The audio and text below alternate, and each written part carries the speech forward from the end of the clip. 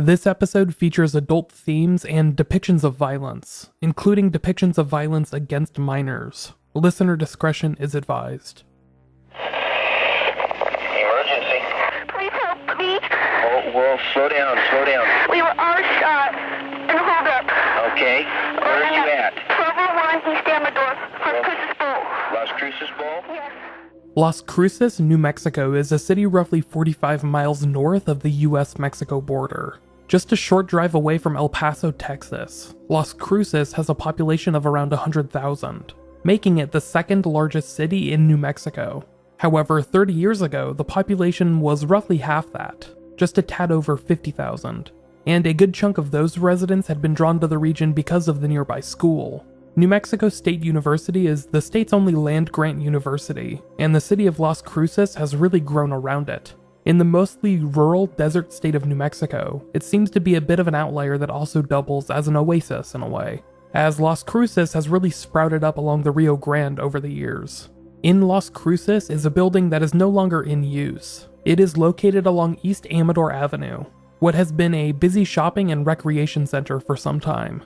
For several years, this building was known as the region's most popular bowling alley. Originally named the Las Cruces Bowl, it was usually full of competitors dueling each other in bowling tournaments. That is, when it wasn't full of groups of family and friends that bowled for fun. But on one day, almost 30 years ago, the Las Cruces Bowl was home to one of the most brutal and tragic incidents in American history. This is the story of the Las Cruces Bowling Alley Massacre. Welcome to Unresolved. I am your host, Micheal Whelan. Before I get started, I just briefly want to let you know how you can help support the show. If you would like to support Unresolved, please consider heading to patreon.com/unresolvedpod to get access to commercial-free episodes, bonus episodes, and much more. Once again, that's patreon.com/unresolvedpod. If you would like to learn more about the show, just visit our website, which is unresolved.me. Or listen through to the close of the episode for more information. Now, without any further ado, here is today's story.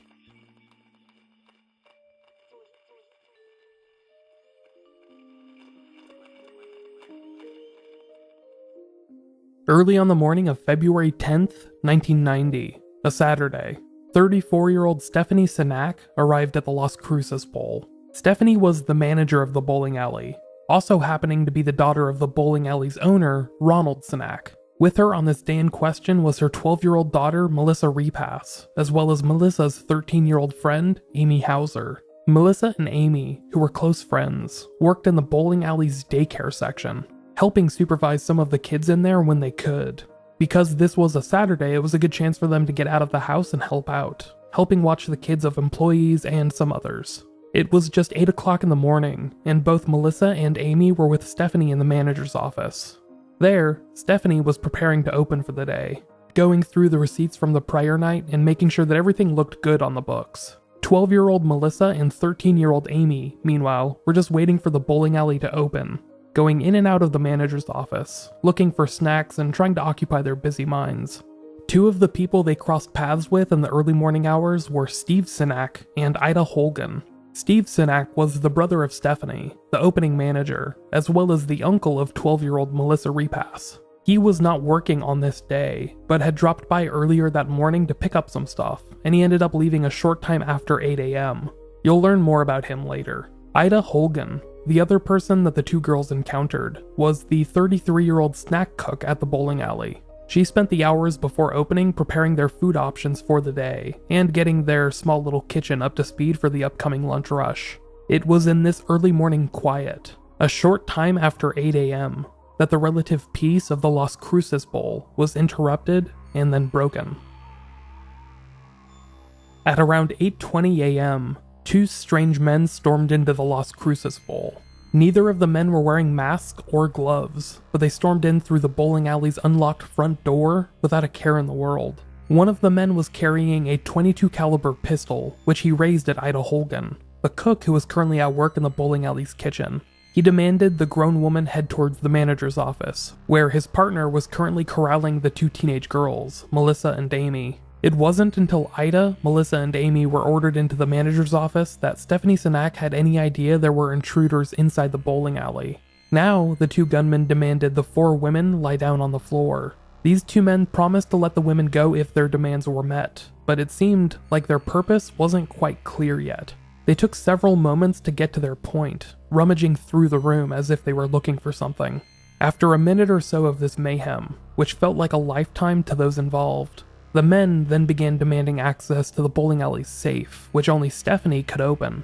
Stephanie Sinak opened up the safe for the gunmen, allowing them access to thousands of dollars. It was estimated that the men would steal somewhere between $4,000 and $5,000. The total amount isn't quite clear, but most intriguingly, the men left behind some cash. They did not steal all of it, implying to investigators that robbery might not have been their sole motive. After they had gathered up bundles of cash, the men seemed poised to make their getaway. But in the confusion of these few minutes, their robbery was interrupted by someone entering the bowling alley through the unlocked front doors.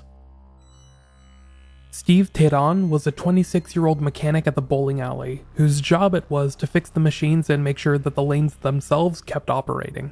Known as a stern but loving young man, Steve was known for upholding a rigorous moral code, always insisting that those around him do the right thing, as his brother later put it. Steve had recently attended a military university and was in the New Mexico National Guard. His loved one stated that he planned to become a police officer in the near future, and was making steps to better his future, not only for him but his family. You see, in addition to being married to a woman named Audrey, Steve had two children, his 6-year-old stepdaughter Paula Holgan, of no relation to Ida, and his 2-year-old daughter, Valerie Tehran.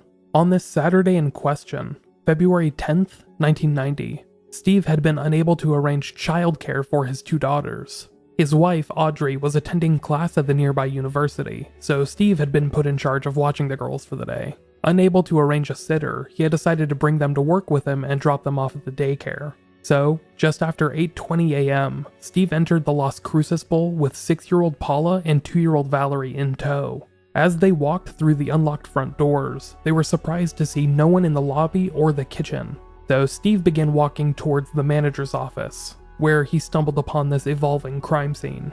The two armed men inside the manager's office began grappling with Steve, and within moments, they had overpowered him. He and his daughters were cornered, along with the other victims, and it was just after this that the carnage began. The two gunmen opened fire on the victims, shooting each of the 7 hostages multiple times.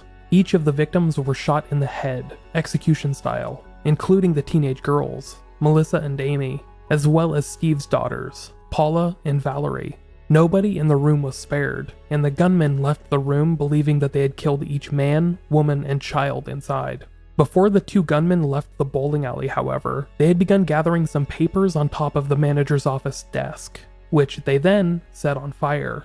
It is believed that they were hoping to destroy any evidence of them having been there, and over the next several minutes, this fire would continue to grow. Now, with all of the victims supposedly subdued and a fire started, the two gunmen took this opportunity to make their escape, absconding with a grand total of $5,000 from the bowling alley's safe.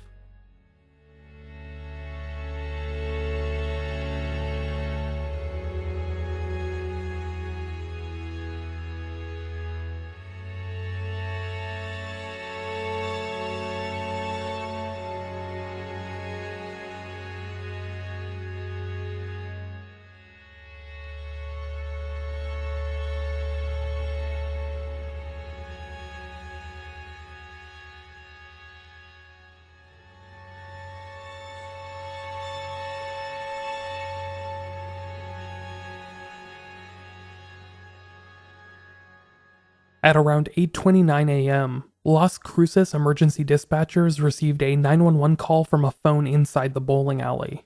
On the other end of the phone, 12-year-old Melissa Repass told the dispatcher what had just unfolded. Emergency. Please help me. Oh, well, slow down. We were all shot in a holdup. Okay. Where are you at? 1201 East Amador, Las Cruces Bowl. Las Cruces Bowl? Yes. Okay, and there were shots fired? Yes. All of us were hurt. Huh? All of us were hurt. I think I'm the only one conscious. All of you were hurt? Okay, we'll get an ambulance rolling. please. Okay, what's your name? Melissa Repass, please hurry. Okay, Melissa, we've got him dispatched. Did you see who did it? No, sir. They told us all to get down. They shot me 5 times. Okay, we'll get him rolling, Melissa. Just hang on, take a deep breath. We've got patrol units en route. How many people are hurt? 1, 2, 3, 4, 5, 6, 7. 7 people are hurt? Yes, I think. 7 subjects hurt. Okay, Sorry. okay, Melissa. It hurts. It hurts? Okay. Melissa, I've got an ambulance and I've got the police officers en route. They'll be with you just shortly. Okay. Okay? You didn't see what any of the men They were just wearing? took all of our money. You didn't see what any kind of the men were wearing or anything? No. Nothing, huh? They just walked in? Uh-huh. Do you know if they were black men, white With men? one black man. They're both black. 2 black men? Yeah. Okay. No, they've left. 2 black male. Please hurry. Okay, okay. It's okay, Melissa. There's a fire, too. There's a fire? Right on the desk. They're going to burn us up. Are the men still there? I don't know. You don't know? I don't know. They put us in the office. They put you in the office? Yes, I need a fire engine, too. Please help me. 10-2. Okay, Melissa. She said they locked them in the office. She doesn't know if they're still there or not. The door's open. There's a fire. It's on Amador, yeah. Please Can you help. smell smoke, Melissa? Yes, I can see it. Okay. Can I get the fire Fire extinguisher? department, too? Yes. She says she smells smoke. They may have lit the building on fire. No, it is on fire. It is on fire. It is. Okay, Melissa. Can I go get Stand the... by utility 1. Oh, ow. Okay, Melissa, we've got them coming, hon. We've got them coming. If somebody... Please hurry, my mommy. Okay, Melissa.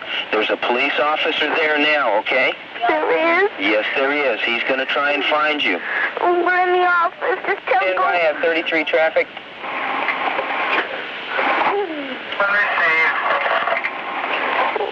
God, Okay. I'm gonna die. I know I'm gonna Hold on, die. Melissa. We've got the ambulance coming. They're just down the street. Huh? She advises all 7 are shot. They're injured. They're in the office. Where's the office at, You Melissa? go in the door, in the front desk, and then you take a right, and we're right in the building. Okay. She says you go in to the first desk, take a right, and they're right there at the office. Okay, I'm giving the directions on how to get to you, to the police officers that are there. Oh, my God. Please help me. We're helping you, Melissa. We've got them rolling. Okay? You got to be brave. Got to be strong now. Okay? Oh, God. It's going to burn us right now. Okay. Can you see flames? Yeah. Okay. It's burning us. Okay. Oh, I got bullets in my feet. Okay. The bullets in my head. The bullets in your head, too? I can't. None of them are talking. I'm still here. Go ahead. I hear the officers telling you to get out. Get I out. can't. There's nobody else. Was that the police officer telling you to get out? Yeah. Then get out. Okay. Okay? Melissa Repass, the 12-year-old daughter of Las Cruces Bowl manager Stephanie Sinak, had been shot 5 times in total. However, even after witnessing this brutality firsthand and surviving, she thought back to what she had just been taught a few weeks prior: call 911. This quick thinking ended up saving not only Melissa's life, but 2 others, as emergency services were able to arrive to the crime scene in a little over 1 minute. As you just heard from that call, police officers and firefighters were able to arrive at the Las Cruces Bowl in near record time, and went to work on those inside the manager's office. Because of the fire that had been started, first responders radioed in for immediate backup, and then began hauling out all 7 of the bodies inside the manager's office out into the lobby of the bowling alley. Once out there, they were able to begin treating each of the victims, who were, for the most part, bleeding profusely and unconscious. 12-year-old Melissa Repass, her 34-year-old mother Stephanie Sinak, and 33-year-old Ida Holgan were all stabilized and then rushed to Memorial General Hospital in Las Cruces. Valerie Terran, Steve Terran's 2-year-old daughter, went along with them, but would end up passing away in the hospital just later that day. The other 3 victims, 26-year-old Steve Terran, his 6-year-old stepdaughter Paula Holgan, and 13-year-old Amy Hauser, were all pronounced dead at the scene. Paramedics and EMTs had responded quickly, but unfortunately not quick enough to save them. Firefighters were quickly able to drown out the fire inside the manager's office, but investigators would later worry about the cost of the fire and the later firefighting effort. It was unknown how much evidence had been washed away battling this fire, but that would end up being an issue for another day. In the meantime, police officials began coordinating with the local US Border Patrol and spreading throughout the area, establishing roadblocks and keeping an eye out for local suspects. In her panicked 911 phone call, 12-year-old Melissa Repass had identified the gunmen as black men, but that would change in just a few hours, with police believing the suspects to be Hispanic men with dark complexions, who might be planning to leave the area or the country in the very near future. The events of February 10th, 1990 would continue to shock and terrify the region for months, years, and even decades afterwards. For obvious reasons, it was dubbed the Las Cruces Bowling Alley Massacre by the press in the days after. The massacre, as it was known, had taken 4 victims: Steve Teran, Paula Holgan, Valerie Teran, and Amy Hauser. Amy's parents and other loved ones were now deprived watching the 13-year-old grow old. She had become such a fun-loving and heartwarming presence in all of their lives, and her infectious singing was missed immediately. Meanwhile, Audrey Teran, the widow of Steve and mother to 6-year-old Paula and 2-year-old Valerie, had lost her entire family in one fell swoop. Personally, I can't even imagine the pain and anguish that she must have gone through in the immediate aftermath of this heinous crime. She would understandably refuse to speak to the media for years afterwards. The other victims, Stephanie Sinak, Ida Holgan, and Melissa Repass, would also be facing a number of issues in the short term and the long term. They had each been shot several times, including in the head, and they would be looking at lengthy stays in local hospitals in their road to recovery. While loved ones began making arrangements for funerals and memorial services, the wheels of justice began kicking the Las Cruces Police Department into action, with every local police officer and detective being called in to assist.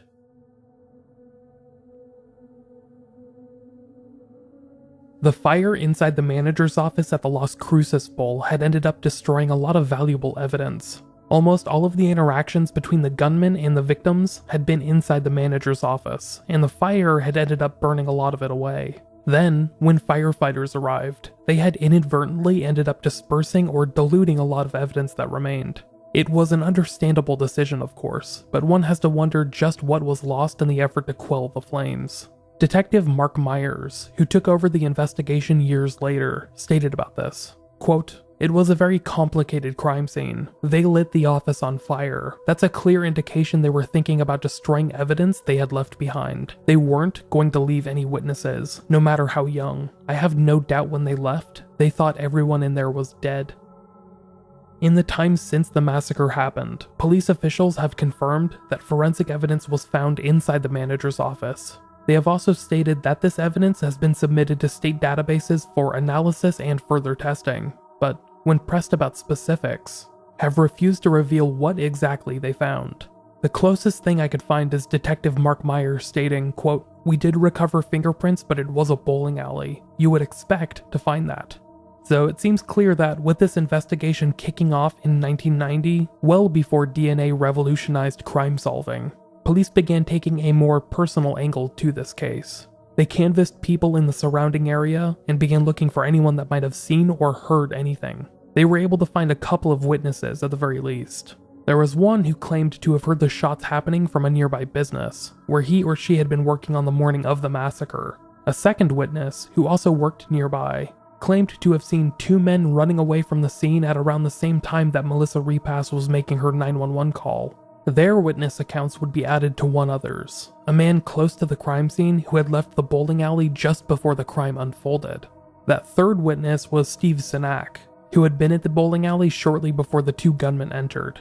On the morning of the attack, Steve had stopped by the bowling alley to pick up some stuff he had left behind the night prior, and had left just before the 2 gunmen entered the bowling alley. Steve claims that he had seen 2 Hispanic men walking in the region of the bowling alley, perhaps even headed to the entrance. He claims that one of these men was carrying a briefcase, which he handed to the other as they walked. Steve did not piece together these dots until after he learned about the crime, but stated that the 2 men he had seen had very distinct features. One was older and one was younger. Steve's description would end up forming the basis of the upcoming police sketches.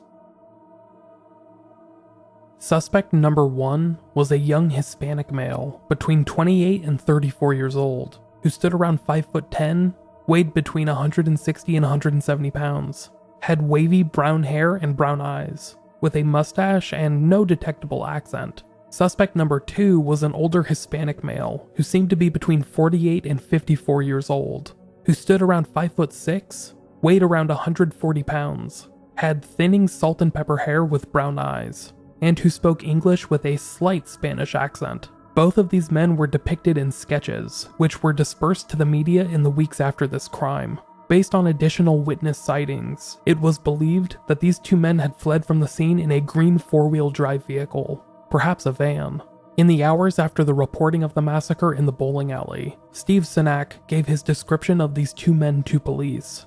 A short time later, he was called out to a police roadblock where a single vehicle on the outskirts of town had been pulled over. Inside the vehicle were 4 Hispanic men who had thousands of dollars in cash on their person. Steve could not identify any of the men as being the ones he had seen earlier, and this group of men was allowed to leave. Soon enough, the descriptions of these two men were verified by shooting survivor Ida Holgan, who had survived multiple gunshots. She had been present at the bowling alley for this massacre, and was able to provide additional details about the two gunmen.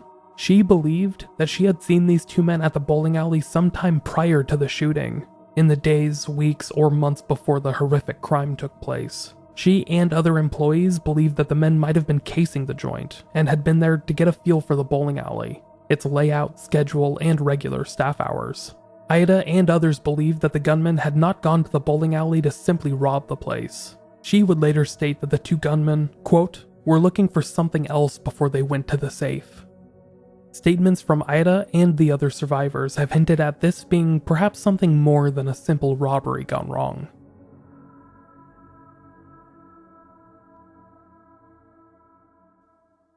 Because of the circumstances of this brutal crime, investigators were left puzzled. I've already detailed the event itself, how the two gunmen entered the bowling alley, held 7 people captive, and eventually made the decision to shoot all 7 victims.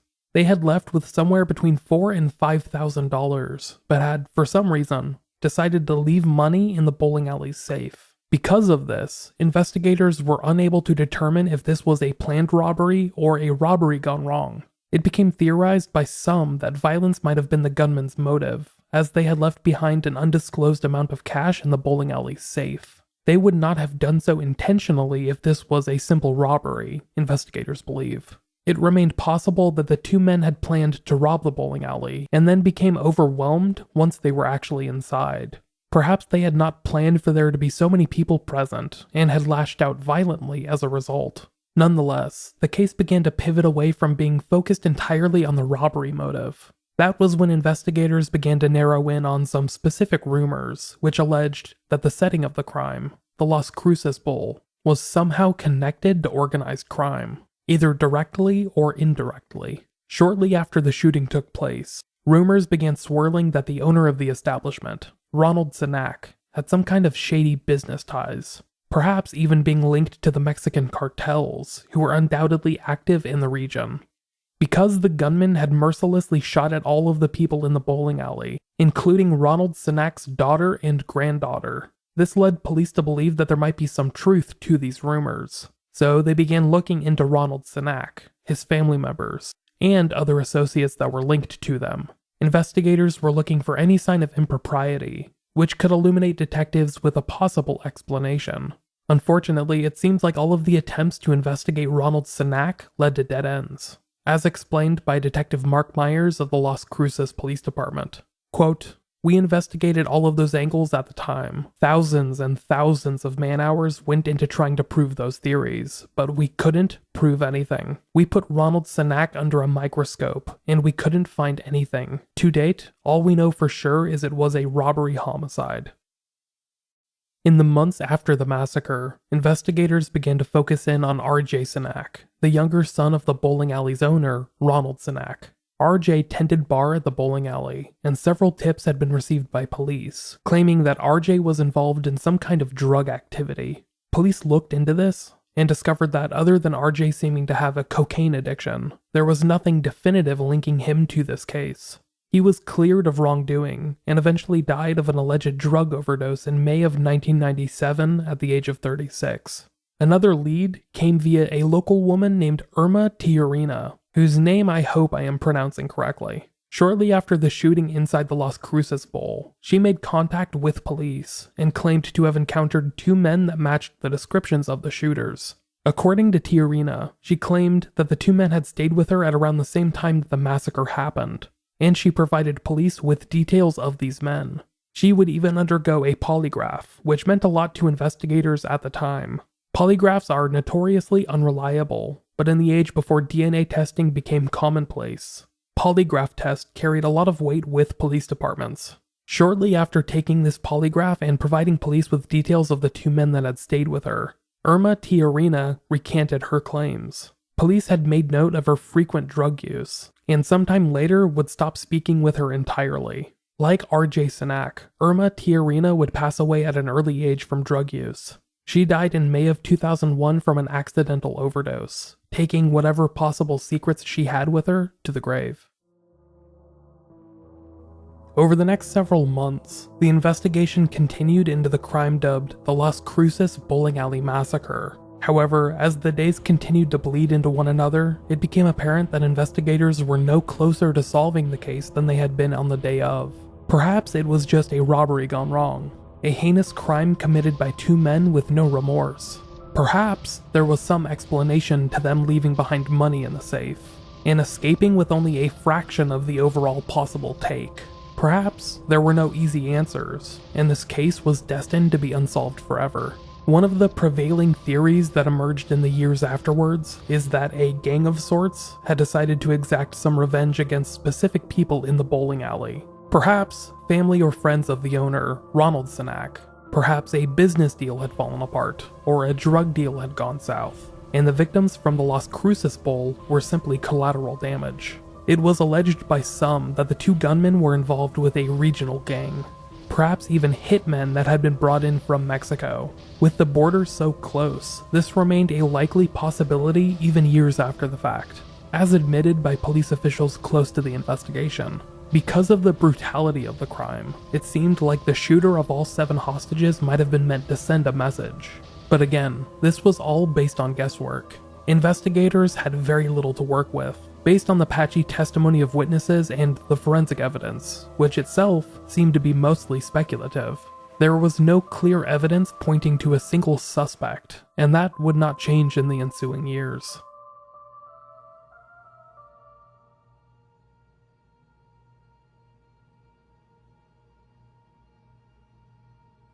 The case of the Las Cruces Bowling Alley Massacre was featured on Unsolved Mysteries with Robert Stack shortly after it happened, in April of 1990. Funnily enough, that episode aired on the day I was born, highlighting just how long ago this happened, and how long the loved ones have been eagerly awaiting answers. The story would be featured on America's Most Wanted on multiple occasions over the next couple of decades, as well as being highlighted in some local news coverage. But other than the occasional mention, usually on the anniversaries, the story began to fade into the background of current events, and the families had to settle with there being no answers for their questions, and no justice for their lost loved ones. Stephanie Cenac, the opening manager of the bowling alley on the morning of February 10th, 1990, and one of just 3 survivors, had been seriously wounded in the ordeal. Having been shot multiple times, including in the head, Stephanie would suffer through several long-term health complications. For the next 9 or so years, Stephanie Cenac remained frightened, choosing to barely ever leave home. When she did, she showed signs of post-traumatic stress disorder, waging a silent battle against stress and fear. Her loved ones recall her once carefree, fun-loving attitude being permanently changed after this incident, with her having instant reactions to anything that sounded like gunshots, whether they be fireworks, cars backfiring, etc.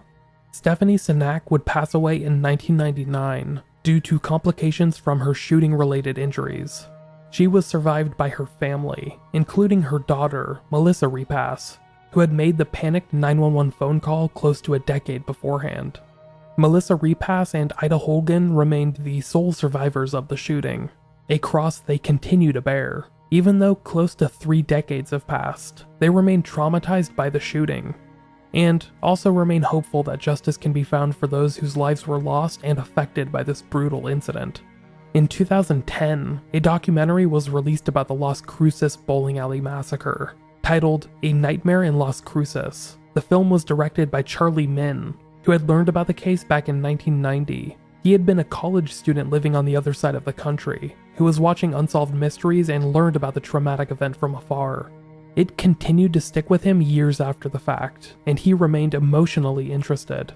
Shortly after the 20th anniversary of the crime, the documentary was released, and it seemed to spark a new wave of interest in the Las Cruces bowling alley massacre. Figures related to the case began to speak openly for the first time in years, including Audrey Teran, the widow of shooting victim Steve Teran, as well as the mother of Paula and Valerie, the 2 youngest victims. Audrey had to bury her entire family in the wake of the incident, and remained affected by the events from 20 years prior. Quote, "You wait and wait and wait. The first few years, maybe the first 12 years, there was always a lot of anxiety. I was always very antsy and wanting to know more, but after that, I had to put it aside and deal with my anxiety. We've gotten to a point where we just don't get any answers." Audrey wanted the rest of the world to remember just how violent this incident was. Quote, "My 2-year-old, she was shot in the forehead, but she wasn't killed immediately. Her spinal cord was severed though. Had she lived, she would have been a quadriplegic. Maybe people in the Southwest didn't know just how horrible it was, how my daughters were mistreated. It's been 20 years and people will still stop me and tell me they are praying for me, praying that there will be closure." Speaking to the press in 2016, 26 years after the shooting, Anthony Teran spoke to the Las Cruces Sun, a local newspaper. Anthony, the brother of Steve, had long been an advocate for the victims of the massacre, and remained troubled that police were no closer to solving the case than they had been in 1990. Quote, "In this day and age, things like this don't go unsolved. How did we not get these guys? That's the question I ask myself every day. Numerous people saw these gunmen, so someone out there knows something, and they need to come forward."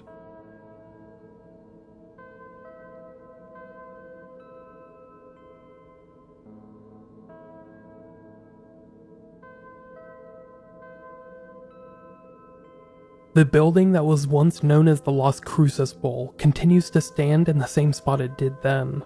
It has changed ownership more than once in the interim 3 decades, and gone through 2 different iterations, having been named the Sun Lanes and then the 10-Pin Alley. In June of 2018, the bowling alley was permanently shuttered, bringing an end to the establishment that had once housed so many smiles, and then so much suffering. The case known as the Las Cruces Bowling Alley Massacre remains an active investigation with the Las Cruces Police Department. Its case file, NO4840, remains open and active, with investigators insisting that the case is always being worked on, meaning it hasn't become a cold case. Lieutenant Casey Mullins, who supervises all of the detectives with the LCPD, says that investigators were able to recover evidence from the scene, including forensic evidence, but insists, quote, "A lot of this case is dependent on someone coming forward with information. We are really counting on the public." Despite police having no active lines of inquiry, Lieutenant Mullins remains hopeful that the case will be solved in the near future, hopefully before the 30-year anniversary comes around next February. Quote, "It's extremely frustrating because it's a horror story. 4 innocent people lost their lives that day. It's what we're supposed to do, put the bad guys in jail. When we don't do that, it's like we're not doing our jobs. This is still an open first-degree murder case, and the statute of limitations will never run out on these murders. A $25,000 reward exists for any information that can help identify the men responsible for this crime. If you have any information, you could find the necessary resources online or call Crime Stoppers at 1-800-222-8477. Or you could even call them locally at 575-526-8000. You can also text your information to CRIMES 274-637, and your identity will remain anonymous. Any other information or inquiries can be sent directly to the Las Cruces Police Department at 528-4222. The men responsible for this crime continue to elude investigators, but Audrey Taran, the widow and mother of 3 of the victims, envisions them living in a lot of fear. Quote, "I picture them hurting and hiding. It can't be too easy. Everyone is looking for you while you're trying to make a normal life for yourself. I picture them in a lot of misery." One can only hope that these sick, selfish bastards find themselves behind bars in the very near future. Until that comes to pass, fingers crossed it happens soon. But until it does, the stories of Stephanie Sinak, Melissa Repass, Amy Hauser, Ida Holgan, Steve Taran, Valerie Taran, and Paula Holgan remain unresolved.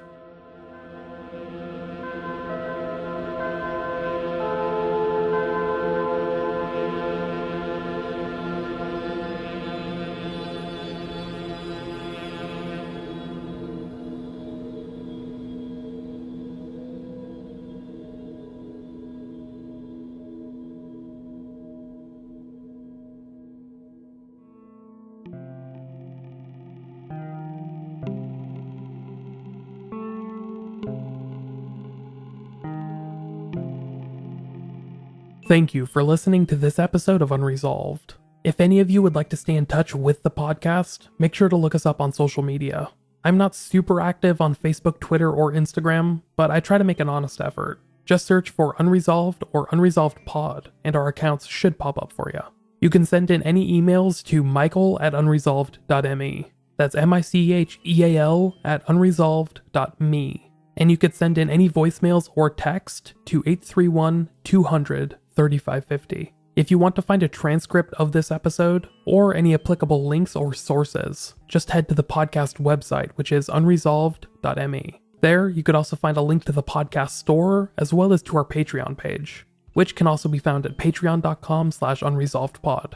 I hope to have another episode out next week, but that'll depend on a handful of factors. I'm going to be taking a few days off from the podcast to visit with some friends of mine, but I'm hoping to have at least a short episode finished for you by then. There will definitely be something out, just hopefully it won't be a super short episode. Until then, everyone, stay safe, and I will talk to you later.